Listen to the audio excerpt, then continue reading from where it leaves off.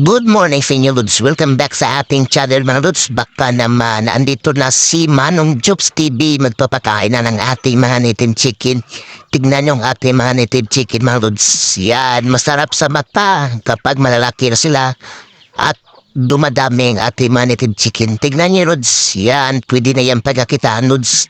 Sa totoo lang, Lods, pwede yan pagkakitaan. Kung gusto nyo makahanap ng pan-extra income na madali lang alagaan, Lods. Tignan nyo, Lods, mag-alaga tayo ng native chicken. Tignan nyo, Lods, madali lang alagaan ng native chicken.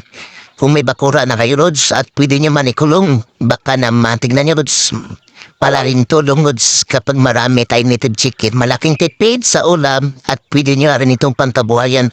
Umabot nga pala ito, Lods, ng 30 piraso, mga Lods. Tignan nyo, mga Lods, yan. Yan po na kulong, yan po na ating malatas na lalaping manok, mga Lods. Tignan nyo, yan, malaking tipid sa ulam na yan, mga Lods. Sa totoo lang talaga. Malaking tipid sa pantabuhayan kung marami tayong native chicken, baka naman, o native manok. Tawag sa amin ito sa Kamisayan, Bisayang manok, masarap yan. Malaking tulong sa pamilya yan, Lods. Mahal pong manok ngayon, mahal pong bilhin ngayon. Pwede na itong pantabuhayan at pwede na itong pan-extra income. Kung wala kayong pera, pwede nyo rin ibinta niyan, mga Lods. Mahal pong manok ngayon, tignan nyo po, yan. Yan po nagawa ng 3 minahin. Nagumpisa na yan sa 3, pero ngayon, tignan nyo naman. Marami-rami na yan. And shout out. Oo nga pala, salamat kay Plus sa new subscribers sa mga hindi pa nakasubscribe and follow. Please, follow, subscribe, salamat.